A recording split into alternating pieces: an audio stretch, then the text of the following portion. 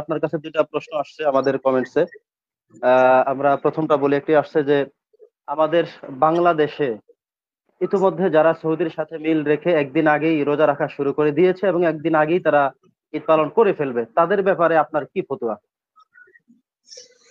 এটা তারা ইসলামের খেলাপ করার চিন্তা করেন নাই।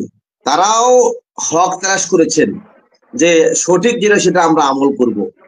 সেভাবে আমি এতগুলি মানুষ নাহকের জন্য চেষ্টা করবে এটা আমি মনে করি না। তারা হক তালাশ করেছেন, কিন্তু তারা হকটা উপনীত হতে পারেননি, যেহেতু এটা ইজতেহাদি বিষয়। ইজতেহাদি যদি কেউ গলত করে তখন তার একটা সওয়াব হয়, আর ইজতেহাদি যদি কেউ সঠিকটা উপনীত হয় তার দুইটা সওয়াব হয়।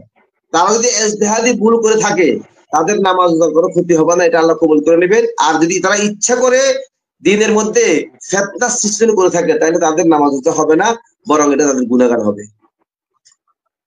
যে ওস্তাদ, দ্বিতীয় প্রশ্ন ছিল যেমন সৌদি তো আমাদের একদিন আগেই রোজা রাখা শুরু করে দিয়েছে। তো 10 রমজানের সময় একজন ভাই বাংলাদেশে এসেছেন, যিনি আজকে আমাদের রোজার সংখ্যা হলো 17টা, তার রোজার সংখ্যা হলো 18টা। এখন কোনো কারণে যদি আমাদের রোজার সংখ্যা 30টাই পূর্ণ হয়, তাহলে 30তম দিনে ওনার 31তম রোজা শুরু হতে যাচ্ছে। এই সময় উনি শেষ দিন কি করবেন?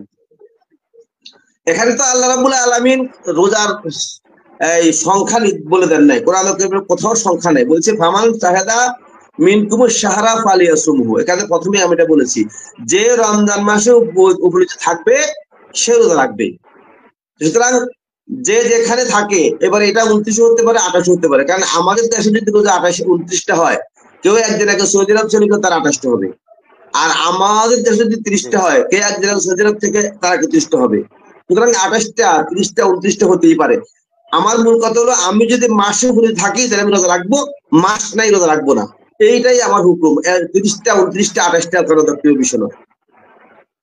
আলহামদুলিল্লাহ, আলহামদুলিল্লাহ মহতারাম, আপনাকে অসংখ্য মোবারকবাদ জানাচ্ছি। আমরা দুটি প্রশ্ন ছিল আমাদের, আমরা সমাধান পেয়ে গিয়েছি। প্রিয় দর্শক, আমরা এতক্ষণ পর্যন্ত গুরুত্বপূর্ণ আমাদের প্রধান দুজন মেহমানের থেকে আলোচনা শুনলাম।